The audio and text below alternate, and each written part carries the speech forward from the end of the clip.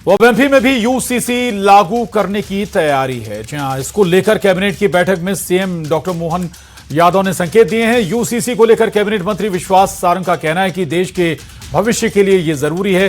कांग्रेस ने धर्म को धर्म से और जाति को जाति से लड़ाया है। अब एमपी में यूसीसी की तैयारी के बीच सियासी माहौल भी गर्मा गया है। उधर नेता प्रतिपक्ष उमंग सिंघार ने पलटवार करते हुए कहा कि सभी को विश्वास में लेकर फैसला होना चाहिए, किसी समाज का अपमान नहीं होना चाहिए।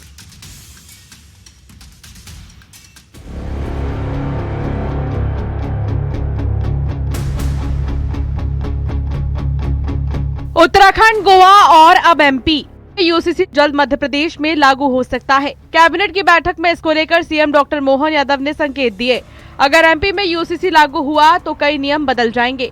ऐसे में आपको ये जानना जरूरी है यूसीसी लागू होने से कौन कौन से नियम बदल जाएंगे। सबसे बड़ा बदलाव होगा, सभी धर्मों में शादी और तलाक का एक नियम होगा। साथ ही किसी भी धर्म में एक से ज्यादा शादी करने पर लगाम लगेगी। यही नहीं, शादी से पहले रजिस्ट्रेशन कराना जरूरी होगा। अगर आपको कोई संपत्ति विरासत में मिलती है या फिर आप बच्चा गोद लेना चाहते हैं तो अब एक ही नियम होगा। पांचवा बदलाव होगा, पिता की संपत्ति में बेटा और बेटी का समान हिस्सा होना। यूसीसी को लेकर कैबिनेट मंत्री विश्वास सारंग का कहना है कि देश के भविष्य के लिए ये जरूरी है। कांग्रेस ने धर्म को धर्म से और जाति को जाति से लड़ाया है। अब सरकार कोशिश कर रही है कि इस गलती को सुधारा जाए। एमपी में यूसीसी की तैयारी के बीच सियासी माहौल भी गर्मा गया है। उधर नेता प्रतिपक्ष उमंग सिंघार ने पलटवार करते हुए कहा कि सभी को विश्वास में लेकर फैसला होना चाहिए, किसी समाज का अपमान नहीं होना चाहिए। अब देखिए, कांग्रेस से आप क्या अपेक्षा करोगे? यदि इस देश में सुव्यवस्था आएगी, देश में एक रूपता आएगी, देश के भविष्य का सुनहरा निर्धारण होगा, देश की एकता, अखंडता और एक रूपता कायम होगी तो कांग्रेस के पेट में दर्द होगा। यूसीसी वर्तमान के लिए और इस देश के भविष्य के लिए, दोनों के लिए बहुत आवश्यक है। एक रूपता होनी चाहिए। एक देश में एक निशान, एक प्रधान और एक विधान ही चलेगा। देखिए, मैंने पहले भी कहा, अभी भी कहा कि जो भी हो वो सभी को विश्वास में लेके सरकार को निर्णय करना चाहिए ताकि किसी समाज का अपमान ना हो। सूत्रों की माने तो यूसीसी को लेकर मुख्यमंत्री डॉक्टर मोहन यादव ने सभी मंत्रियों को निर्देश दिए हैं। साथ ही एक राज्य स्तरीय कमेटी बनाई जाएगी। कहा जा रहा है कि दिवाली से पहले यूसीसी को लागू करने की संभावना है। Bureau report, news 18।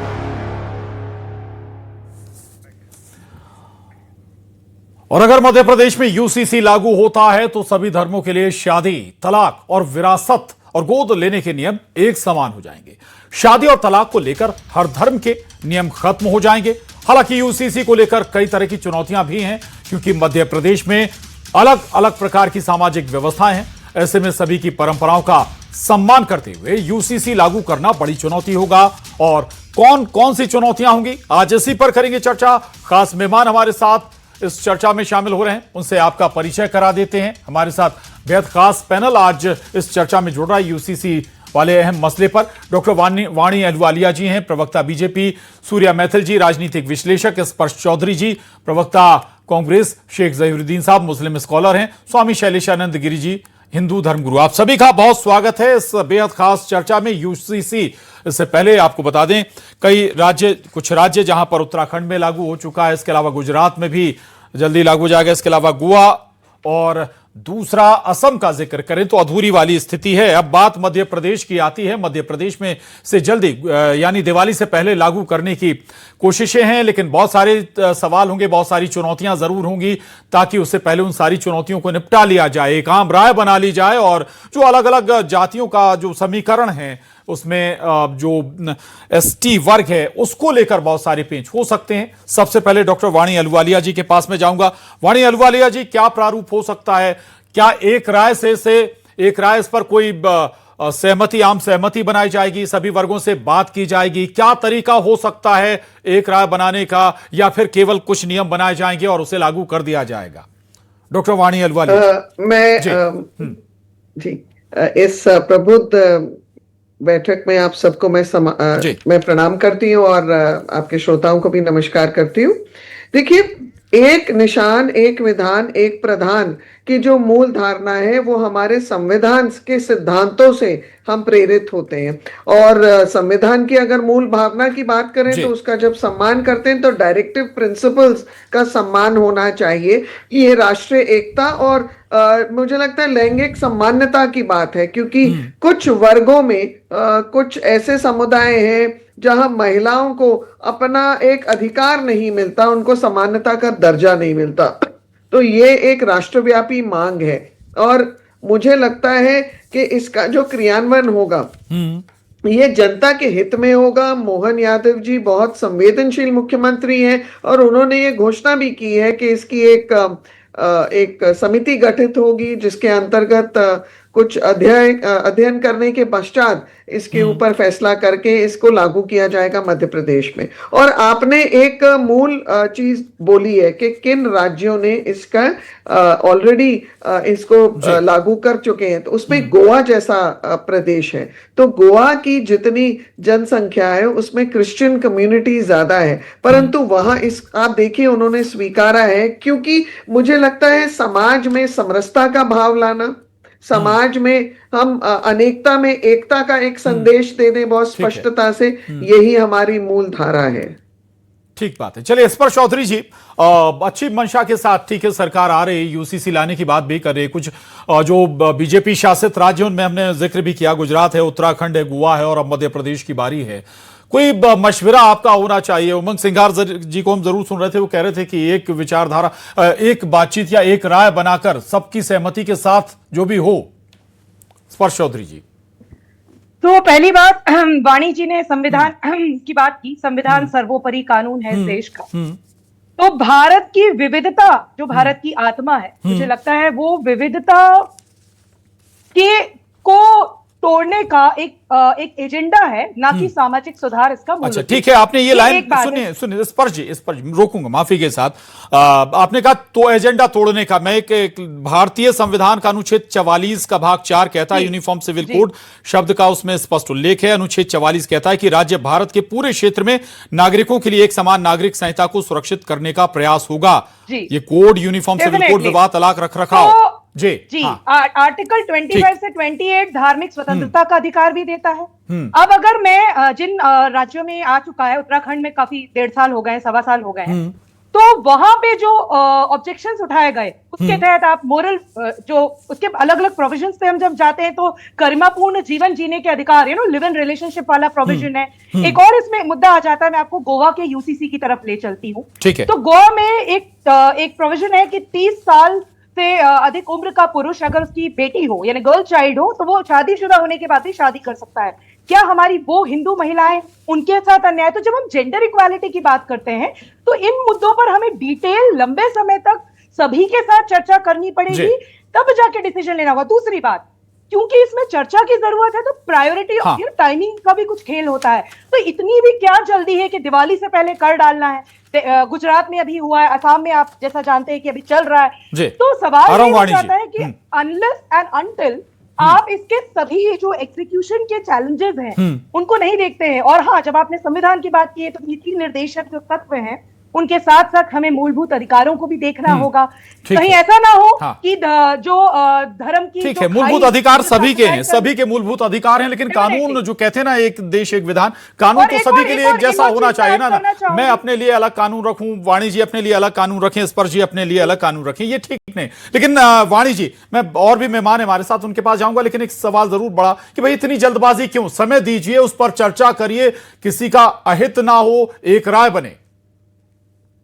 आपको ये गलत फहमी फिर परोसी जा रही है कि जल्दबाजी चर्चा तो यही है, वाणी जी, चर्चा तो यही है ना कि दिवाली के पहले लागू कर दिया जाएगा, देखिए प्रशांत जी, जब हम कोई संशोधन लाते हैं, जब कोई हम नवीन चीज को हम उपयोग करना चाहते हैं, एक समय बाधित तरीका होता है, यानी कि एक समय सारणी होती है, एक टाइम बाउंड प्रोसीजर होता है, उसके अंतर्गत करते हैं। हम तो पूर्व में देख चुके हैं, कांग्रेस तो बहुत बार बोलती है कि उनकी बहुत मंशा थी महिलाओं का उद्धार करने के लिए, लेकिन शाहबानो का केस हमारे सबके सामने है। ट्रिपल तलाक एक वचनबद्ध और क्रमबद्ध तरीके से भारतीय जनता पार्टी ने लाके स्थापित किया है, और वो हमारी अल्पसंख्यक बहनों के लिए मुझे लगता है एक रामबाण उपाय है उनके सम्मान के लिए। आर्टिकल 370 भारतीय जनता पार्टी ने क्रमबद्ध तरीके से, बहुत अनुशासित तरीके से उसको खत्म किया। तो क्या एक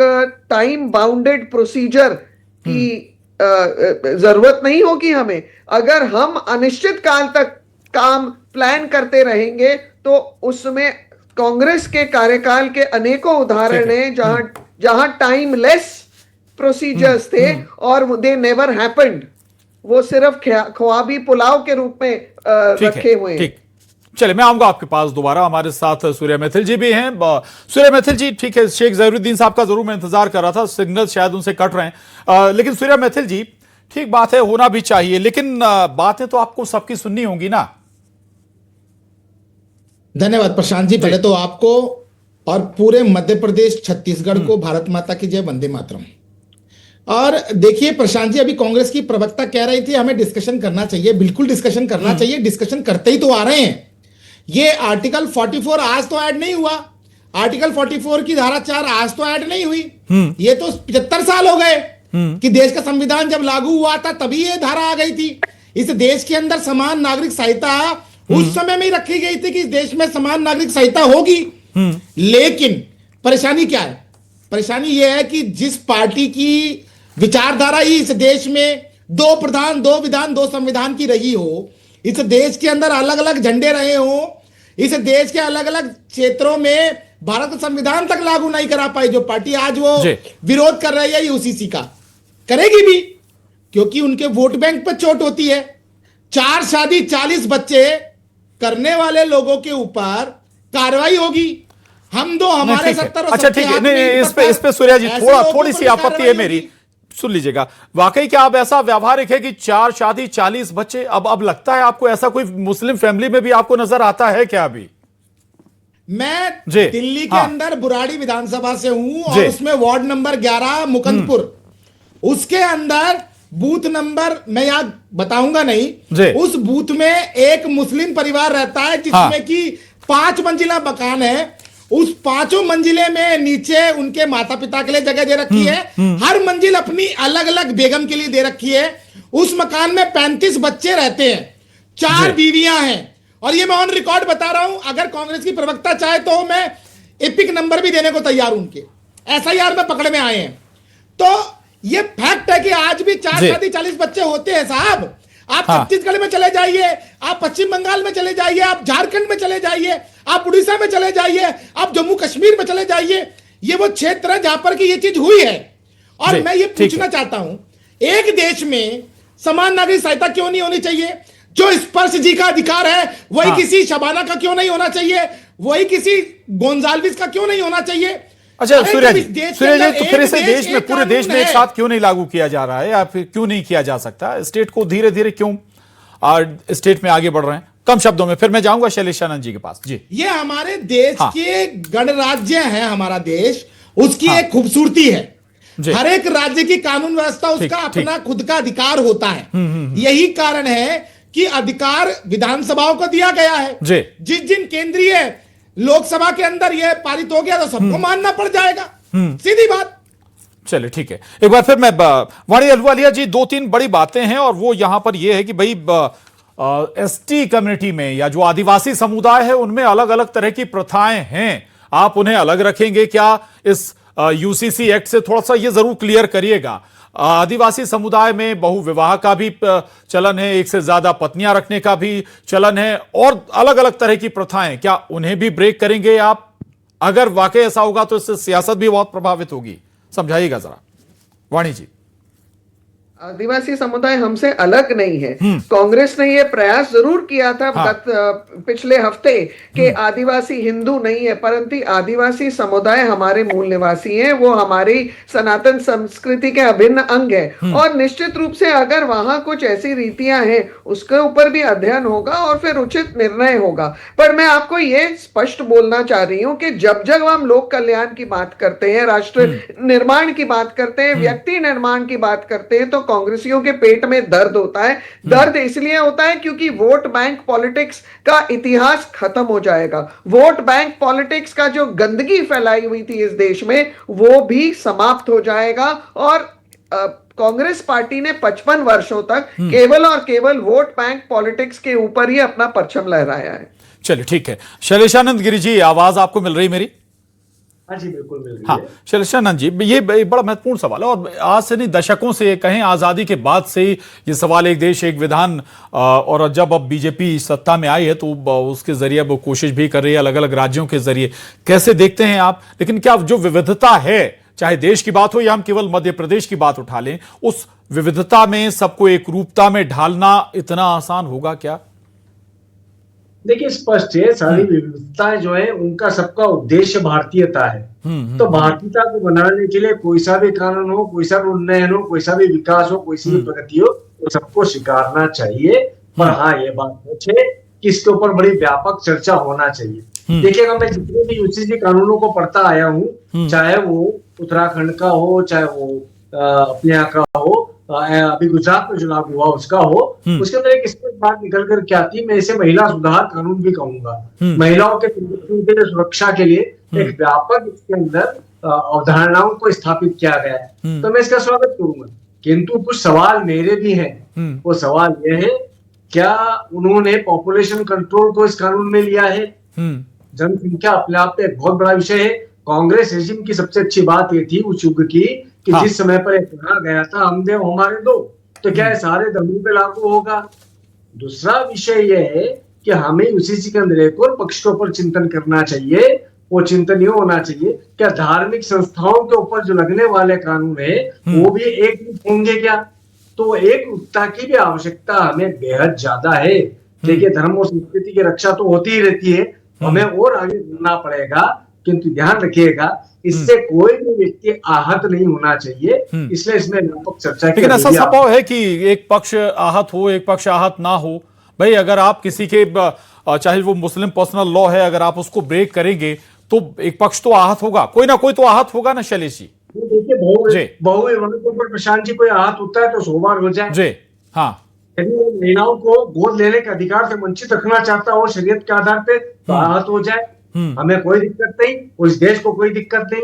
उन्हें ध्यान रखना पड़ेगा, आजादी के पहले जितने लॉज बने, चाहे वो पर्सनल लॉ हो, चाहे वो पर्शियल लॉ हो, इन सारे लॉज के मायने खत्म हो चुके हैं। अब हमें आधुनिक भारत का निर्माण करना है, हमें भविष्य की ओर जाना है, तो इसलिए यूसीसी आवश्यक है।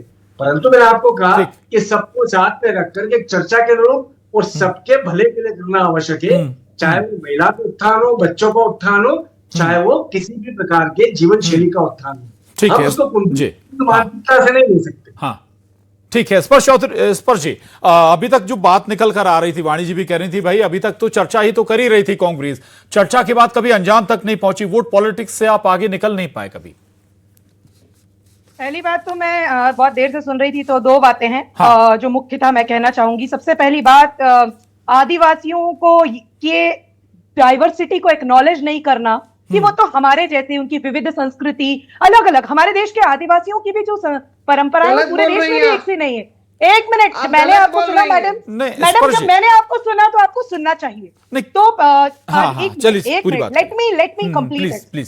तो आदिवासियों को का निर्णय आप ले लीजिए, मैं ले लीजिए, हम ले लीजिए मिलकर, ये गलत है। ये एक कंसल्टेटिव प्रोसेस होनी चाहिए, तो ये गलत है। दूसरी बात, आप महिलाओं के सशक्तिकरण की बात करने वाली जो पार्टी है, वैसे सभी को करना चाहिए, लेकिन एब्स्टीन फाइल्स में आपके पार्टी के बड़े बड़े लोगों का नाम है।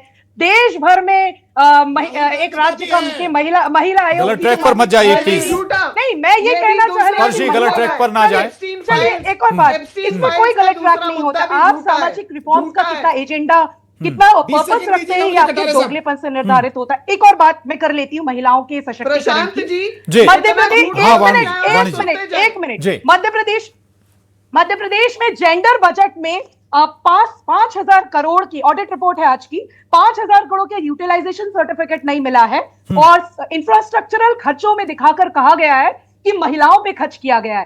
तो महिला सशक्तिकरण के लिए जो बजट आया था, gender budgeting is a concept, Shivraj Singh Chouhan ji की सरकार हो चाहे मोहन यादव जी की सरकार हो, मध्य प्रदेश उन गिने चुने राज्यों में है जहां महिलाओं के लिए, बच्चियों के लिए स्कूल से लेकर जो शादीशुदा महिलाएं उनके लिए तक स्पेशल योजनाएं हैं। मध्य प्रदेश उनमें से एक है। तो योजनाओं जी, के साथ वाणी जी, योजनाओं के साथ साथ आपको होलिस्टिकली 20 बात सेकंड करनी मुझे पड़ेगी। दीजिए। आप मैं आ रहा पर्पस से- हूं, मैथिल जी आ रहा हूं आपके पास। वाणी जी प्लीज, वाणी जी बोलिएगा। आपको मैं इतना अवगत हाँ। करा दूं, मध्य प्रदेश वो राज्य है जहां 5 लाख एनजीओ हैं, जिसमें 65 लाख बहनों को स्वरोजगार मिल रहा है। वो राज्य है जहां लखपति बहनें आगे बढ़ रही हैं। 35% स्टार्टअप्स में महिला उद्यमी है। और मातृ Vandana Yojana, direct bank transfer, ऐसे अनेकों योजनाएं हैं। पर हाँ। आप कांग्रेस पार्टी से, जहां पर आपके एक वरिष्ठ नेता ने ठीक, रेप, छोटे बच्चियों का रेप, उसे तीर्थ को साथ जोड़ा और आपने उस व्यक्ति को मंच ठीक है, साझा करवाया राहुल गांधी के साथ। यहां पर दोहरा चेहरा, दोहरी नीति। ठीक है यही ठीक है, कि वाणी जी आपकी रोकूंगा। राजनीति। नाजिम खान साहब हमारे साथ जुड़ रहे हैं, मुस्लिम स्कॉलर हैं। बहुत स्वागत है नाजिम खान साहब, न्यूज 18 पर आपका। चर्चा में थोड़ी देर से जुड़े हैं आप, कोशिश करूंगा आपको जितना समय है दे पाऊं। नाजिम खान साहब, यूसीसी मध्य प्रदेश में लागू करने की तैयारी है, चर्चाएं भी होंगी, सभी पक्षों से बहुत सा संभव है कि बातचीत भी हो। कैसे देख रहे हैं आप? स्वाभाविक है कि बहुत सारे नियम बदल जाएंगे, सभी के लिए एक कानून बनाने की तैयारी, यूनिफॉर्म सिविल कोड।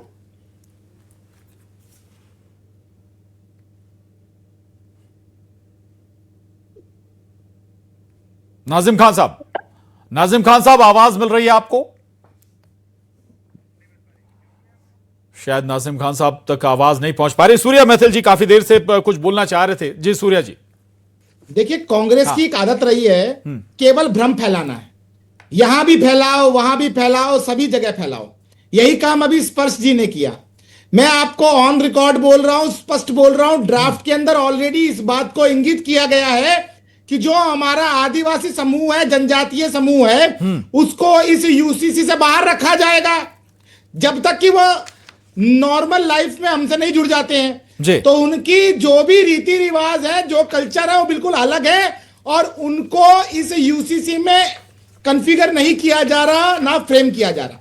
दूसरी चीज, आपके राज्य में तो हलाला होता था महिलाओं के संग, आपके राज्य में तो महिलाओं को नहीं तो ठीक है ना सूर्या जी, फिर इसे उस नजरिए से क्यों ना देखा जाए कि आप पॉलिटिकल इन्फ्लुएंस नहीं चाहते, आप नहीं चाहते कि आपका कोई पॉलिटिकल नुकसान भी हो जाए। 47 सीटें केवल एसटी वर्ग से आती हैं। मैं लौटूंगा आपके पास। नाजिम खान साहब हमारे साथ फिर जुड़ गए हैं। नाजिम खान साहब, आपका रिएक्शन जरूर इस पर। यूसीसी मध्य प्रदेश में लागू करने की तैयारी है, समान नागरिक संहिता। हाँ प्रशांत जी, देखिए यूसीसी के तो एक होड़ लगी हुई है। हाँ। लेकिन ये कभी सबसे पहले उत्तराखंड में लाते हैं, फिर गुजरात में लाते हैं, अब मध्य प्रदेश में ला रहे हैं। तो ये पूरे देश में क्यों नहीं लाना चाह रहे भैया? जब आपको पता है कि पूरे देश के अंदर यूसीसी की जरूरत है, तो आप अलग अलग राज्य में इम्प्लीमेंट करना चाहते, अलग अलग राज्य की सबकी अपनी अपनी एक अलग वो बात होती है। अरे यूसीसी सुन लीजिए, यूसीसी सबको बराबर का हक देता है, लेकिन दूसरी जातियों को आप छोड़ रहे हैं भाई, जनजातियों को छोड़ रहे हैं आप। क्यों छोड़ रहे हैं? सबको सुन लीजिए सूर्या जी प्लीज। सूर्या जी आ रहा हूं, आप ही के पास आ रहा हूं, सुन लीजिए पहले प्लीज।